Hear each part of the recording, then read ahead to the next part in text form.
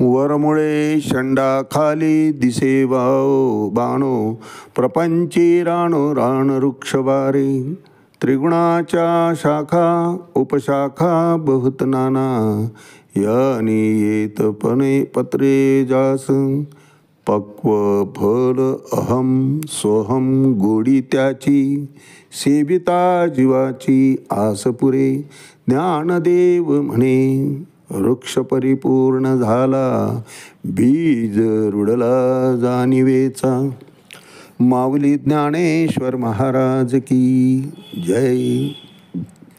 एक तरी ओवी अनुभवावी या ज्ञानयज्ञामध्ये आपण श्रीमद भगवद्गीता अध्याय 7 ज्ञानविज्ञान योग त्यातला श्लोक क्रमांक 13 आणि माऊलींनी त्यावर केलेलं भाष्य ज्ञानेश्वरी अध्याय 7 ज्ञानविज्ञान योग ओवी क्रमांक 63 याचं आपण आज चिंतन करणार आहोत. त्रिभीर गुणमैर्भावे रेभी सर्व मिदम जगत, मोहितम नाभिजानाती मामेभ्य परम अव्ययम. अर्थात माझं परम अव्ययम अविनाशी जे स्वरूप आहे अर्जुना, या तिन्ही गुणांच्या पलीकडचं जे माझं रूप आहे ते जीवाच्या ठिकाणी सहजपणे जाणलं जात नाही. त्याला कारण फक्त काय असेल तर हे 3 गुण आहेत, सात्विक, राजसी आणि तामस. या 3 गुणांनी संपूर्ण जगत झाकलं गेलेलं आहे. त्याच्या आधिपत्याखाली त्याच्या प्रभावाखाली हे जगत चालतं आहे. भगवंताचे संपूर्ण गुण जे आहेत सौंदर्य, श्री, यश, बल, ध्यान आणि वैराग्य हे 6 गुण आहे.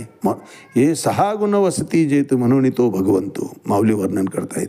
हे 6 गुण आहेत. या गुणांनी युक्त असलेलं हे भगवंताचं साकार रूप हे जर खरोखर पाहिलं महाराज जीवानं तर तो गोंधळून जातो. आणि म्हणून तर भगवंत अर्जुनाला सांगतायत की न तुमाम शक्यसे चक्षुन, तू तुझ्या डोळ्यांनी मला पाहू शकत नाही म्हणून मी दिव्यम ददामी ते चक्षुई पश्य मे योगिमेश्वरम. म्हणून मी तुला दिव्य दृष्टी देतो. त्या दिव्य दृष्टीनं अर्जुना तू मला जाणू शकशील. दिव्य दृष्टी देऊनही अर्जुनाला भगवंताचं स्वरूप विश्वरूप दर्शन दाखवल्याशिवाय कळून आलं नाही महाराज. अर्जुनासारख्याला प्रत्यक्ष भगवंत सहवासात असताना कळाला नाही. तुम्हा आम्हाला या 3 गुणाच्या अतीत राहून भगवंत कसा कळेल सहजासहजी. या 3 गुणांनी युक्त असं जीवाचं जे विश्व आहे ते विश्वच भगवंताला जाणण्याविषयी भुरळ पाडतात, जीवाला गोंधळून टाकतात. सत्वगुणी सुद्धा भगवंताला सहजपणे जाणू शकत नाही महाराज. रजोगुण आणि तमोगुण लोकांचा तर प्रश्नच नाही. कृष्ण भावना ही या त्रिगुणांच्या अतीत आहे. त्याच्याही पलीकडे जाणं ही कृष्ण भावना भावित आहे. त्याच्या पलीकडे जाणं म्हणजे स्वस्वरूपालाचा सुद्धा पूर्णपणे विसर पडणं. असो ऐसा कोठे आठवची नाही, देहीची विदेही भोगू दशा. ही अवस्था जीवाच्या ठिकाणी प्राप्त व्हायला पाहिजे. पूर्ण स्वतःचा सुद्धा विसर पडला पाहिजे. कारण स्वत्वाचा विसर पडल्याशिवाय आशा आकांक्षा जाणार नाही जीवनातल्या.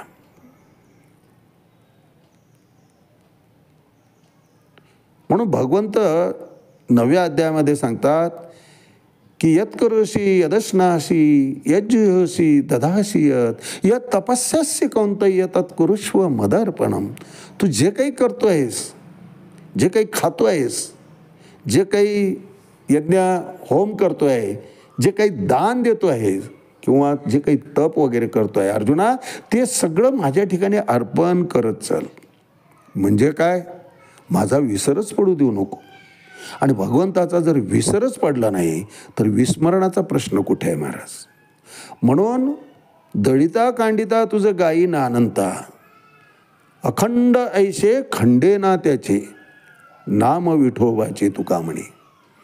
अखंडपणे भगवंताचं नामस्मरण आमच्या चित्ताच्या ठिकाणी राहणं म्हणजे भगवंताचं विस्मरण न होणं. ते विस्मरण होऊ नये याकरिताच परमार्थ करावा लागतो महाराज. माऊली आजच्या 63 क्रमांकाची 7वा अध्याय ज्ञानेश्वरी यावर भाष्य करतात. भगवंत माऊलीच्या लेखणीतून अर्जुनाला सांगतायत, तैसी हे माझीच बिंबली त्रिगुणात्मक सावली, की मजची आड ओढवली जवनिका जैशी. सांगतात भगवंत या ठिकाणी, तैसी हे माझीच बिंबली. माया काय? माझीच निर्मिती आहे. ही त्रिगुणसूत्री काय? माझंच आहे. ही त्रिगुणात्मक सावली आहे माझी माया. म्हणजे काय? त्रिगुणाची सावली आहे. पण ती काय करते आहे की मजची आड ओढवली.